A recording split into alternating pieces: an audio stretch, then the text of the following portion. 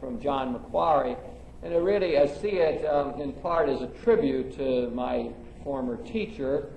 He is the man who supervised my dissertation at Oxford and a very influential man. So it's interesting to prepare the lecture tonight to see how much more influenced I am by him than even I realized. So much of my language and my approach, and it almost sounds like I'm lecturing on myself tonight. It's an odd sort of feeling, and it really, I guess I had sort of forgotten in a way how influential John Macquarrie really has been on my thinking. I first met him when I was studying at Union Theological in New York back in the 60s. He was a professor there, interdenominational seminary, and where I did a lot of my own studying. And I took a course from him and was greatly impressed with the man. He's a very balanced thinker. He had a wide-ranging knowledge of the whole field of theology, and he was very willing to enter into dialogue with philosophy and sociology, very open-minded kind of person. And I suppose the other thing that impressed me about him was his self-contained character. He was extremely self-confident, had no need to push himself or to control situations, was very much of a mind to let people be and let people grow at their own pace. So that course was very helpful to me in giving me a broad understanding of what theology was all about. And then when it came time to do my own doctoral dissertation and I was looking for a supervisor, which for people who are going to be in that position someday, my thought is always that the most important thing is to choose a supervisor who is self-confident. That is, as soon as you start your dissertation, you soon know more than your professor does, no matter how brilliant they are, because you specialize in an area and they can't be specializing in all of that. So very soon you know more than they know, and that becomes a crucial moment in writing. And at that point, there's a lot of directors who then force you back into their mold. Some people in the room have been through this. They force you to write their dissertation and not your own, and therefore you're never really too proud of it after that, or so on. And what I was looking for was someone who wouldn't do that, but let me write what I wanted to write, and would have enough confidence to let me go and do that. And that's why I chose to do my doctoral work under John Macquarrie, and it proved to be one of the wiser decisions that I made in my life, because he proved to be exactly as I thought he would be, and that is, he let me write what I wanted to write, and he didn't impose on me. At the same time, he was a marvelous resource and had this great command of different fields that I could draw on any time I wanted. So that took me to Oxford with John Macquarrie, where he was one of the dons there and one of the most respected teachers, the Lady Margaret Professor of Theology. And he lived in these old rooms there that were dated back to 1200. He liked that sense of history. That's living in an old house. And liked that sense of history, and once a week I would ring the doorbell at the appointed hour and be ushered into his room and have my chance to discuss with my professor. It's very much of a tutorial system there, and that was always a highlight for me and an opportunity to check out what I was thinking with somebody who I respected and who could criticize what I was about. Well, John Macquarrie just retired this past September, and that's one of the reasons that I wanted to lecture on him. Some of his students, myself included, got together and prepared a festschrift for Macquarrie. That's something that in the academic world, one of the more civil things we do, and it's a great way to pay tribute to the important people. So on major birthdays or retirements or something, people will get together and write a book for their professors. So this one is called Being and Truth, Essays in Honor of John Macquarrie. and written by students and colleagues really from all over the world, Japan, Asia, United States, and England, and so on. I would not try reading the essay I've contributed to this volume, however, unless you happen to have insomnia. My mother was trying it the other day and fell asleep immediately, so it's a good test of such things. Anyway, but it is a neat thing to do, and part of the reason I wanted to lecture on him tonight, and as a further way of paying tribute to a man who's so influential on my own thinking. And that'll probably become evident as I try to say what he said, realizing that I've been using this material all the time anyway.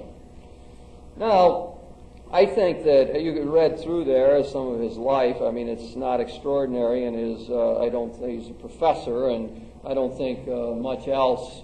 Like you notice in all these thinkers we've done, for some their life events are crucial. Something happens to them, or their mother dies, or they're involved in some big dispute, or they're involved in war, or terrible tragedy, and that shapes their thinking and really propels them along the line. And I think it produces very often the great thinkers. The great thinkers seem to me to be driven because of some events in life that force them to think through what it's all about and to try to make some sense out of it. And they get passionate about it, and they come on like gangbusters. As we saw, Karl Barth was a good example of that. They become almost one-sided in their thinking. No, it's like talking about Rosemary Ruther. I would say, for me, Rosemary Ruther is one of the most significant thinkers of the 20th century. I think that she is, extremely important. I would say my lecture last week probably put her in a better light than almost any other reviewer of her work or lecturer about her has done that I'm aware of. And it's because I have this sense that the people who make a difference are passionate, and they're almost one-sided in what they are about. And it's because they're so driven in one direction, as she is, to deal with the problem of sexism in our culture, that their thought then forces other people to think. And a lot of times just to refute them, because it sounds so one-sided and so off the wall, so other people get in and say, well, no, that's not right, and so then it creates debates and so on. Well, John Macquarrie isn't like that, and I think that's one reason why he probably will not go down up there with the upper echelons of these people I've lectured on this quarter, like Karl Rahner and Karl Barth and so on. He's very calm and balanced. And he always sees both sides of a question. And he says this, yes, but then this also. And therefore, he's very congenial to people of that temperament, I suppose, who like to see both sides of the question presented fairly, and Macquarrie is a master at that. However, he doesn't produce debate. I mean, there's no big debates about particular points that he has made. And I don't think he will go down as shaping the 20th century theology in any way. However, that does not make him unimportant, and I think he still has important things to say. And what he really has to say is captured in the title of what I'm talking about, that is Probing Human Existence, because Macquarrie is of the view that the best way to talk about God is by talking about us. That the real entree into the religious questions is by a deep probing of human existence. John Macquarrie did not like people like Karl Barth and that kind of theology that began from the top down, that began with what it said in the Bible, or began with church teaching and so on, and tried to apply that. He felt that that was always getting out of touch with what was really going on, that it could be a language that had no reference to what was going on in life. Might not connect in at all with our experience. And so Macquarrie is really the prototype of those who wanted to do it exactly the opposite, who wanted to be anthropocentric, begin with human experience, talk about human beings. That's the way you begin to find a location on which to place your religious language. It becomes like the map which you have, and try to dovetail it with the meanings found in our religious tradition. So first thing for him is to say, who are we? Who are we becoming? What kind of people are we? What can we say about ourselves? What's universally true about us that enables us to understand ourselves and ultimately to understand God? Second way of saying what Macquarrie is all about is that he has entered into dialogue with the whole area of existentialism. For some reason, see, theologians always have a dialogue partner. They have to bounce off of something. They can't just talk in a vacuum or think in a vacuum. They have to have somebody to discuss with, some discipline, some system, some way of approaching life. And for Macquarrie, this is clearly the world of existential philosophy. So the names that keep appearing in his writings are familiar to many people. John Paul Sartre being the perfect example. Martin Heidegger, who's the most influential one on him. Gabriel Marcel, Karl Jaspers. These are all people familiar to those who have read the anthologies of existentialism or have dabbled in it a little bit one way or another. So it brings up a language that's familiar to many of us. It's for many of us in the 60s, it was the kind of language we began to learn to understand who we were and to break out of the sort of rigid patterns that had been established in our Christian communities, to find a new way of saying what faith was and grace was and belief and revelation, sacraments. It's a language of encounter, of authenticity, of commitment, of freedom. It's a very familiar language to us. And from many ways, even if one never read a book on existentialism, it's in the air. It's in sermons that are given and religious education textbooks and catechisms that are written for kids and so on. It is that dialogue with existentialism that's shaped a lot of what happened at the Second Vatican Council and has happened since. So it's theologians listening to this other language. When Macquarrie wrote his own doctoral dissertation, and doctoral dissertations are always important to people because that's when they do their major studies and research and so on and sort of shape their thinking. And he wrote it on comparing Martin Heidegger, the 20th century German existentialist who wrote Being and Time, great master work of our century, and Rudolf Bultmann, who was a New Testament scholar associated with the idea of demythologizing, that is, reading the Scriptures in a way which got away from the mythological sounding language of a God up there. In other words, Bultmann was the one who said, well, in the 20th century you can't anymore believe in a God up there, because someone's going to ask you how high up he is. You know, I mean, it doesn't make sense. How can you believe in a God up there? You have to find new language, and you know that hell isn't really underneath the earth, so you got to find a new language to say what that means. Bultmann borrowed Martin Heidegger's existential language to do that. Well, that's to create the environment for John Macquarrie. That's what he was interested in and shaped his own thing. He tried to move beyond it because he thought it was narrow and suffocating and that world was too individualistic. If you got that far in the handout, you see that he became interested in other thinkers as well, and one of the important ones was Karl Rahner. That's one of the reasons I ended up doing my work under Macquarrie, because I knew he appreciated Rahner, the man that I wanted to write about. Okay, so that so one other thing I'll say about his contribution, and that is that he produced for us what we call a philosophical theology. He's one that said faith is somehow reasonable. It's not totally contained by reason, but it's reasonable. He's the exact opposite, again, of someone like Karl Barth, who says that faith is nothing but a leap into the darkness. Barth said, I don't believe because of, but in spite of. In other words, I don't believe because there's sort of good arguments or rational basis for it, but I believe despite that, despite all appearances. It's almost I believe because it's absurd to believe. And Macquarie represents just the opposite of that. His sense is that faith is reasonable, that philosophy will bring you sort of right to the edge of faith. It's a very Catholic position. Did you notice in his own faith journey, he moved more and more to a Catholic stance. Catholic stance has always said that philosophy is good and not bad.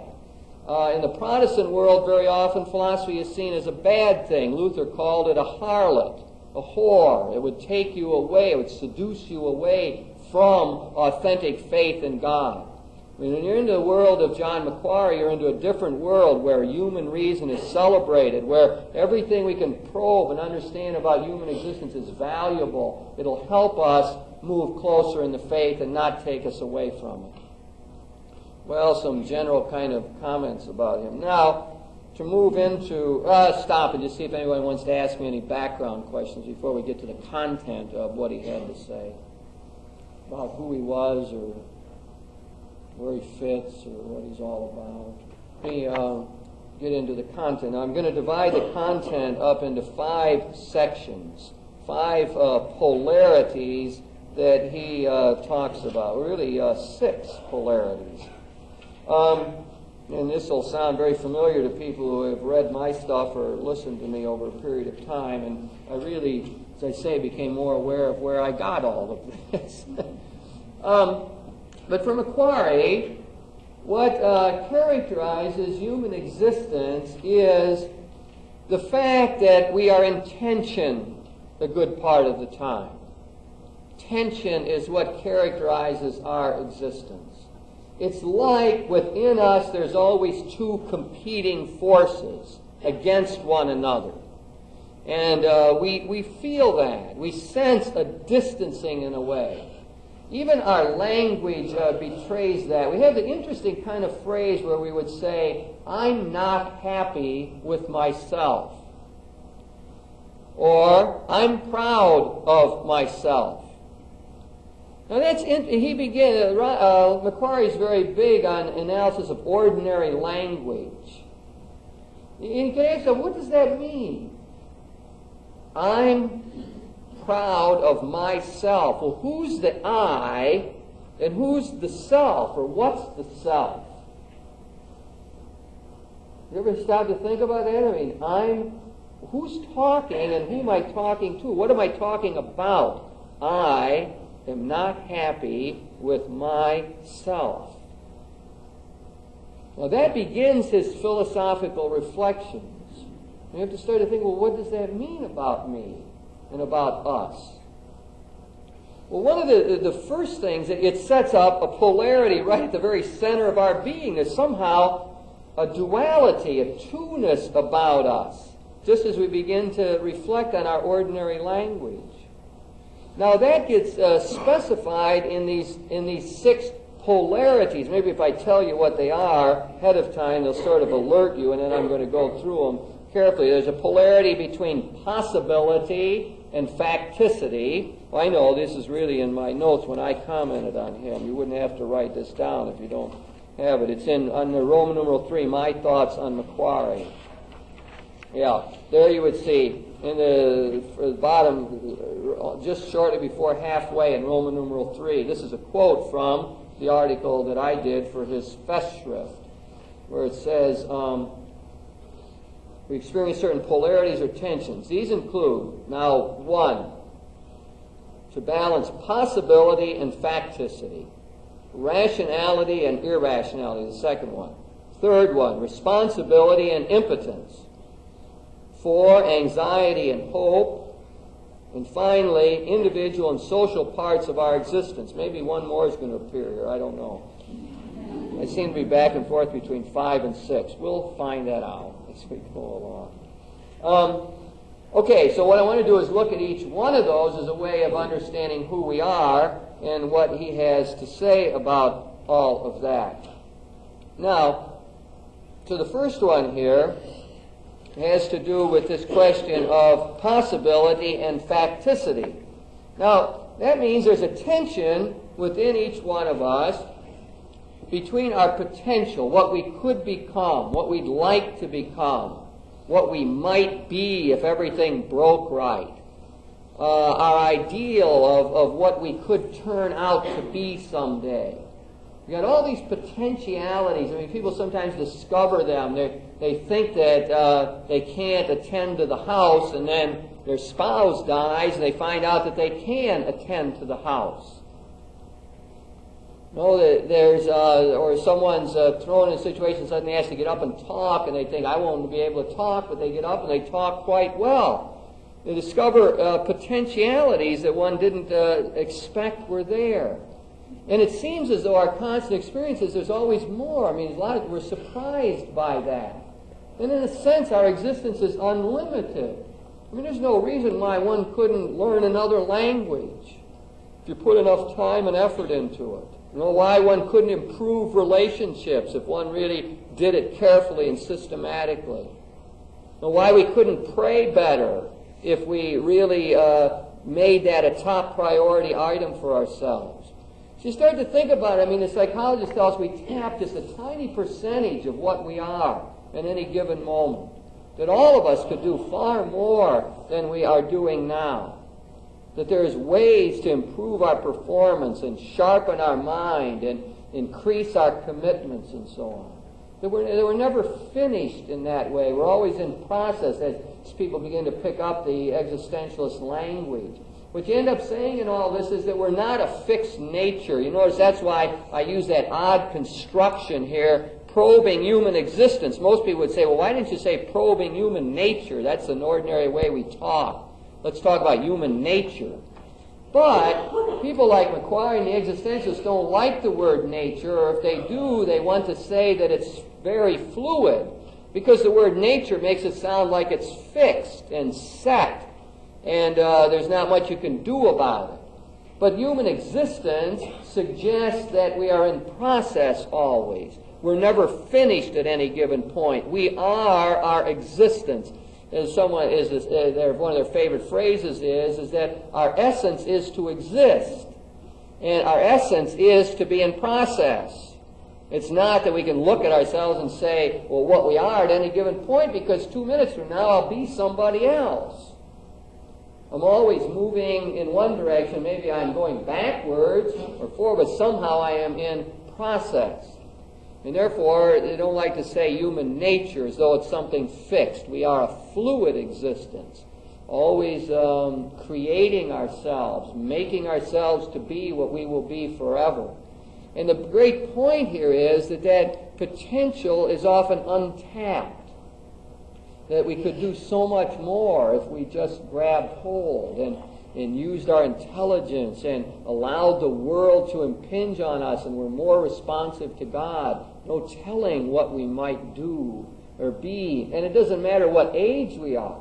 That's not just a statement for 22-year-olds. It's a statement about anybody at any time. Always the possibility of gaining new insight moving forward. So that's to say something about the potential, the possibility that exists in us. But every possibility also involves, as he calls it, facticity. Now, that's an odd word. It means, it refers to all of the givens of life. It refers to the way we actually are, the actual situation in which we find ourselves. So while it is true that we could potentially learn another language, if we haven't learned one up till now, and we haven't developed that kind of facility, it could be that it would be almost impossible to do, to become really fluent.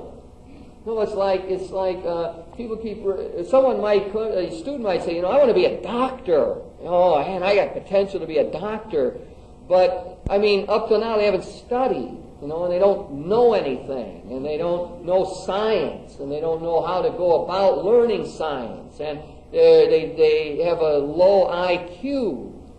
And they have all these those are the givens, the facticity, our intelligence, our gender, where we were born, who our parents are, what time and history we're living in. All of those are part of our makeup as well.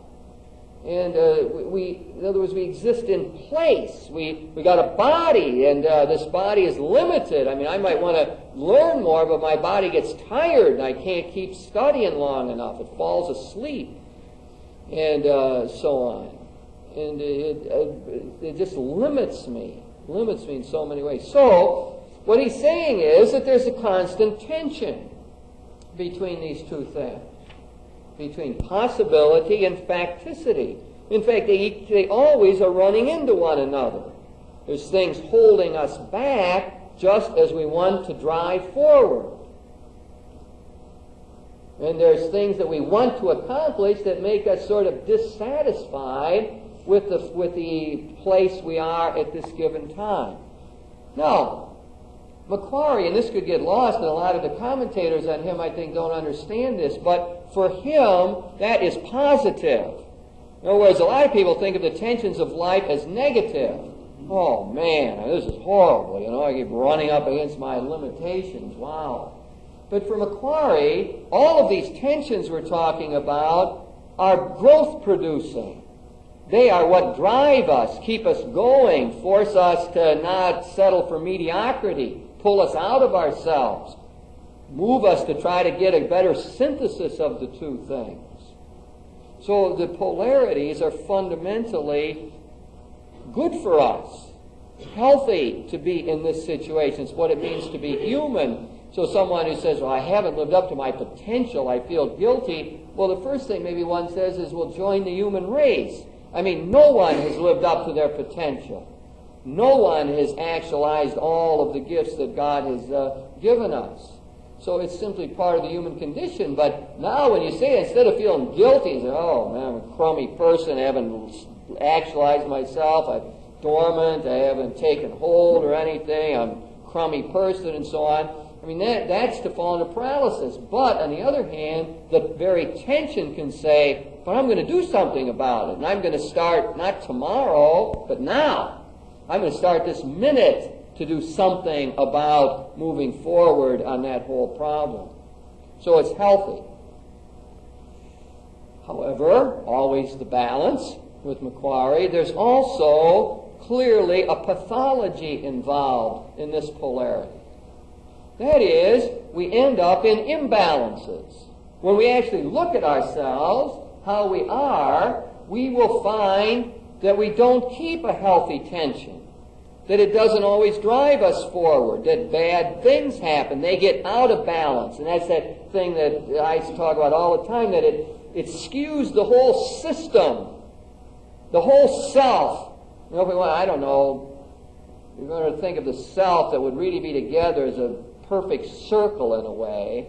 Well, when one of the things gets out of balance, it gets distorted. And you don't have integrity anymore. And you don't have energy for the process.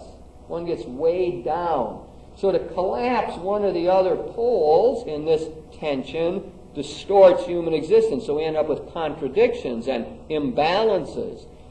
We end up with alienation.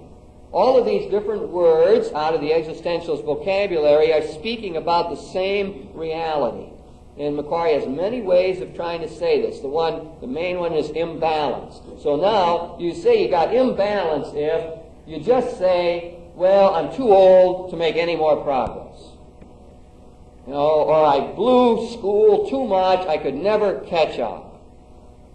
Or I've acted towards that person too badly for too long, ever to make improvements in that relationship.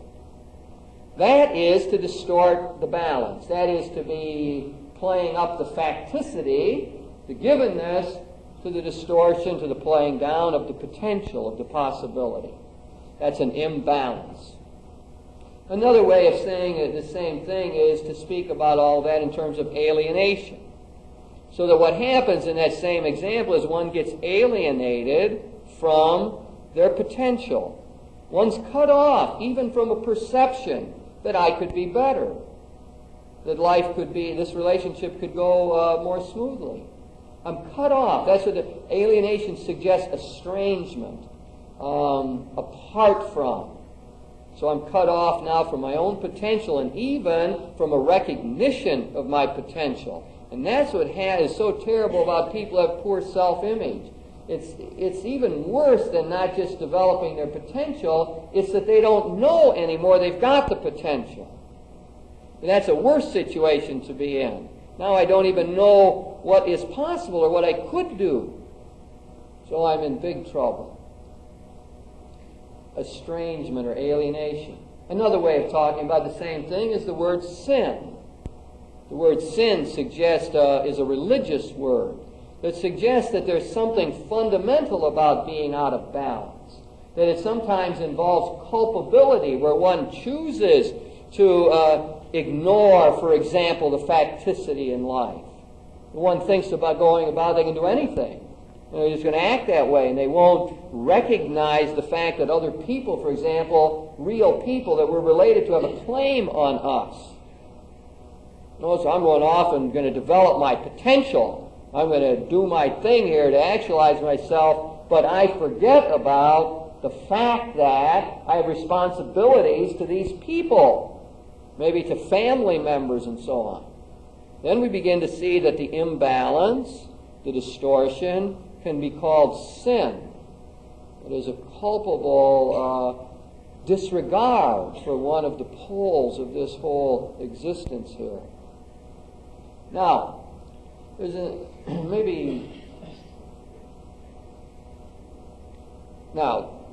next two other elements. I'm trying to figure out if I should weave them in or not. I think I'll save one and do the other. What any analysis of human existence like this in terms of polarities does is raise the religious question. In other words, you're always to the question now, is there a way for my potential to be ever fully actualized?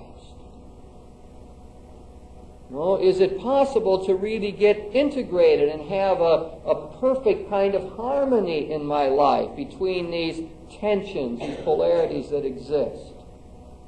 That is to introduce now the religious question. That's the question of grace. Is there a healing grace? Or it's the question of salvation, wholeness. Now, you see, this is a typical Macquarie methodology. In other words, what he thinks is, if you describe the human existence well enough, then you begin to see that religious language is not weird or strange or talking about things that are unconnected, like salvation. What might that mean? That's a weird word, salvation. I don't know what that means. For Macquarie says, no, you can start to talk about salvation in relationship to this whole analysis. And you could say, well, what salvation means is that you achieve integration. You achieve harmony between these polarities. You get to a wholeness. That's what would be the quest for life. That's why salvation isn't something where you can take it or leave it. I mean, I don't care if I'm saved or not. Who cares? It's impossible to be uncaring about it if you understand that it refers to the inner struggle that we have to achieve the proper harmony between these polarities that we experience. So the progression is to follow the pattern. He wants to look at us, and he sees that there's a self that we talk about. But the self is not just simple or unified. It's composed of competing tendencies. And these competing tendencies, that can be healthy. It can energize and help us, but they can get out of balance. And when they're out of balance, and when we look at them, we end up asking religious-type questions. That is there any ultimate way to deal with those kinds of tensions? Then that raises the religious language question. That's where salvation gets properly fit in. That's what it means. You could tell somebody that, whether they're a believer or not. You could talk to them like this and say, you want to know what I mean by salvation? It's, will you ever get your head together or not? That's what I mean by it. Ever totally get your head and heart together. So on. Okay, I'm going to stop there. Let's do our one-to-one discussion for a minute and see what develops from that. Why don't you see if any of that meant anything? And generate any questions anyone wants to ask? Yeah.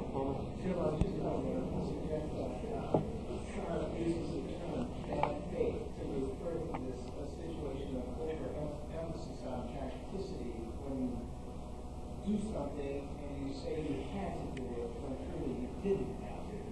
you had an alternative and an option. And I think the interesting term, bad faith, yes.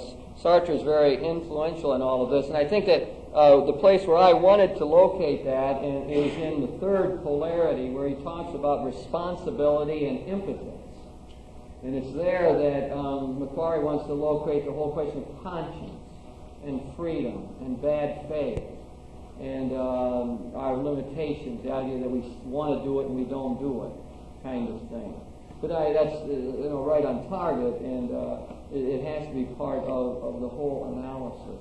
And I'd like to weave it in that place, I think. In the third polarity between responsibility and impotence.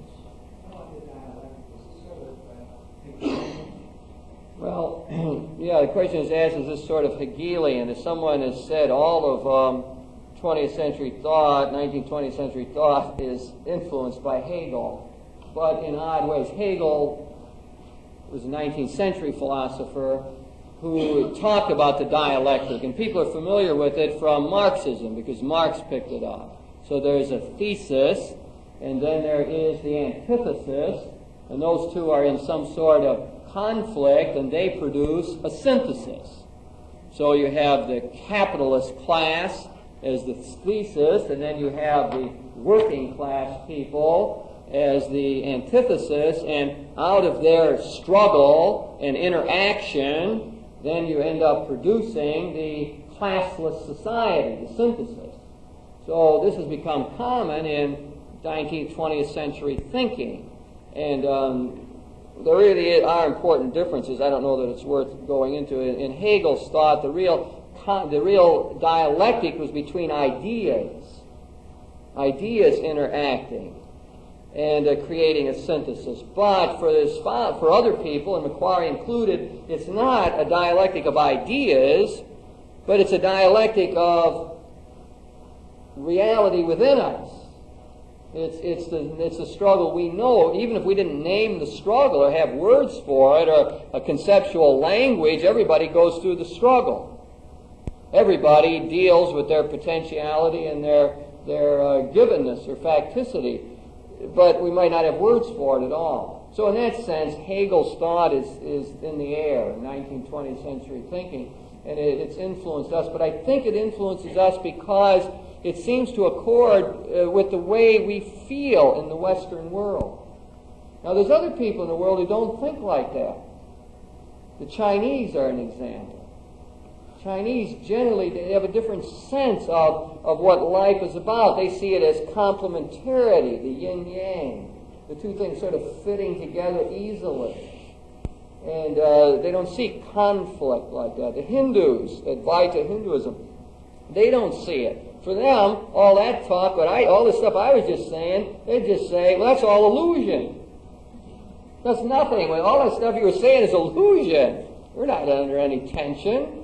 There isn't any tension like that. That's Maya. We are really unified in one. Atman is Brahman. The self is God.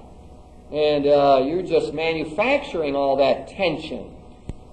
And so on. If you got rid of that whole tension notion, then you'd be in balance.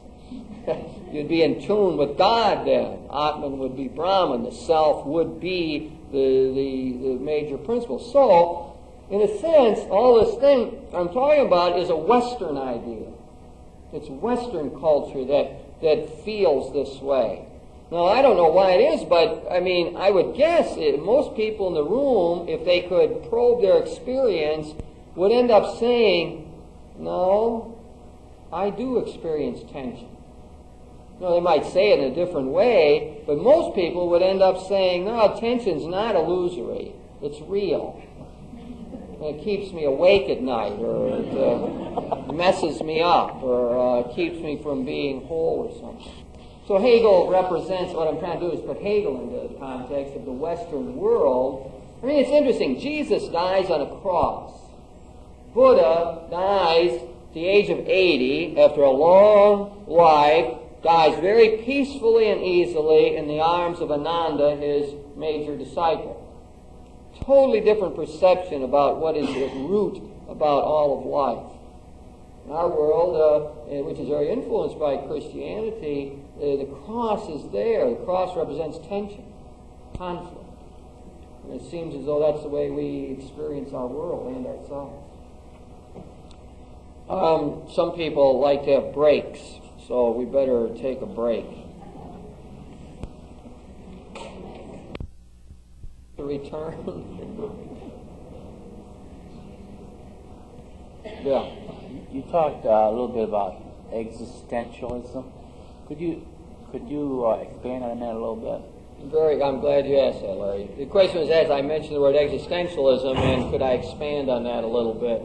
And that's a very good question, and it also represents, I think, a danger in this kind of lecturing to presuppose things. And I should have attended to that earlier. But the roots of existentialism are often thought to go back to the 19th century with a philosopher by the name of Soren Kierkegaard. And existentialism was a reaction against the philosophy of Hegel. Hegel, at the beginning of the 19th century, figured out this rational system where he could explain everything. And it was a total system of the absolute spirit and the way everything fit together. And his great summary statement was, the rational is real. It is that what the human mind could construct, that's what was real. Well, when Kierkegaard encountered that system, of this perfect system where everything fit neatly in order, he said, well, that's not how it is. Life isn't like that. And so he said, I want to get rid of that system, a rational system like that. And he wanted to get back to talking about the individual. And the individual in really crummy situations that don't fit into any system. That's why one of his great heroes was Abraham, called to kill his son Isaac. He says, what kind of system does that fit in? You know, that God says, kill your son. So he says life isn't like that neat Hegelian system that Hegel set up. So he said, let's not so much the rational, but let's get back to the individual. In fact, he wanted to put on his tombstone, the individual. No, he wanted to get back to me. And then, rather than reason running everything, he wanted to get back to freedom. And he says, what counts is not so much reason, but that we're free. And we create ourselves. And it's not just this nice, neat, secure world. We're subject to anxiety, angst. Anxiety, that's what hurts us. So Kierkegaard started a whole other kind of approach to philosophy that zeroed in more on the individual, more on personal terms, more on freedom than reason, and more on the negative emotions in life, the negative problems. Now, usually if you would trace then the development of existentialism from Kierkegaard back in the 1830s, he wrote things like Fear and Trembling.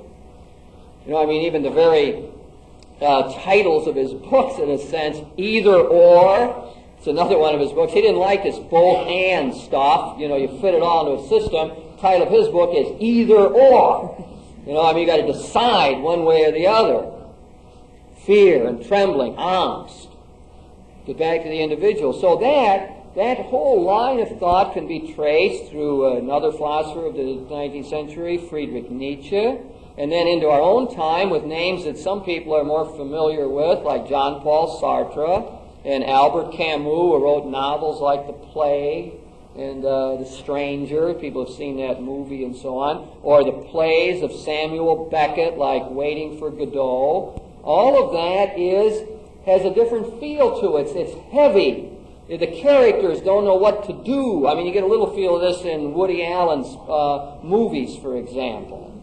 You know, where he says the best thing you could say about God is that he's an underachiever, if he doesn't exist at all. You know, it's absurd. The big word in this thing is absurd. The absurd hero, that's what Camus talks about. So it's got a whole different flavor than this systematic approach that we found in Hegel. And it's a reaction against rationalism. It's a reaction against too much system. and it gets into the gutsy things of life. It wants philosophy to deal with the struggles of life, the fears and the anxieties and so on. And it gets very pessimistic. I mean, you see some of, like Sartre's things, it gets absurd. Hell is other people. There's no exit. That's the title of one of his plays. No exit. There's no way to get out. You're trapped with all these other people. And people are, they're looking at you all the time. People are always gazing at you, and you feel insignificant.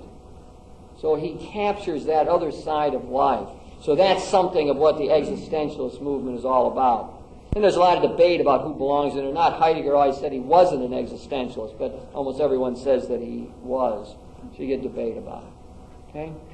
Let me move on to the next polarity. I was trying to think, most of these people, you think they'd have stories about John Macquarie, but I really don't.